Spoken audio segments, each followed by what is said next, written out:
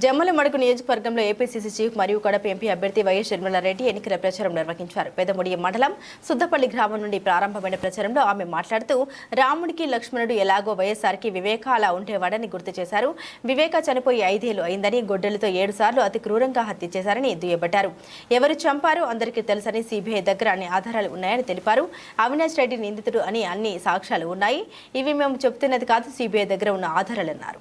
చనిపోయింది, చంపబడింది సాక్షాత్ రాజశేఖర రెడ్డి గారు 2 సార్లు ముఖ్యమంత్రిగా ఉన్న వ్యక్తి తమ్ముడు అయినప్పటికీ రాజశేఖర రెడ్డి గారి కొడుకే ముఖ్యమంత్రి స్థానంలో ఉండి తన అధికారాన్ని అడ్డు వేసి హత్య చేయించిన అవినాష్ రెడ్డి గారిని కాపాడుతున్నాడు. కాబట్టే ఈ రోజు వరకు కూడా కేసు ముందుకు వెళ్ళలేదు, శిక్ష పడలేదు.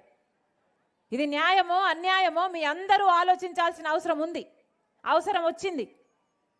కర్నూలులో సిబిఐ అవినాష్ రెడ్డి గారిని అరెస్ట్ చేయడానికి పోతే 3 రోజులు కర్ఫ్యూ వాతావరణం సృష్టించి, భయభ్రాంతులకు సృష్టించి, పోలీసులంతా మూకలను పెట్టి, వాళ్ళ గుండాలనంతా పెట్టి అవినాష్ రెడ్డిని అరెస్ట్ కాకుండా అడ్డం పడ్డాడు ముఖ్యమంత్రి జగన్మోహన్ రెడ్డి గారు.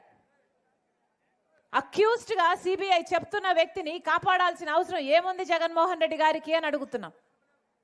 ఇలాంటివి జగన్మోహన్ రెడ్డి గారు సమాధానం చెప్పాల్సిన విషయాలు ఎన్నో ఉన్నాయి. అంత ఘోరంగా క్రూరంగా ఆయనను చంపేస్తే ఇల్లంతా రక్తమైతే ఆ రోజు సాక్షి ఛానల్లో చెప్పింది వివేకానంద రెడ్డి గారు హార్ట్ అటాక్తో చనిపోయారు అని. మరి అలా ఎందుకు చెప్పిందో జగన్మోహన్ రెడ్డి గారు ఇంతవరకు నోరు విప్పలేదు. ఇంతవరకు జగన్మోహన్ రెడ్డి గారు సమాధానం చెప్పలేదు.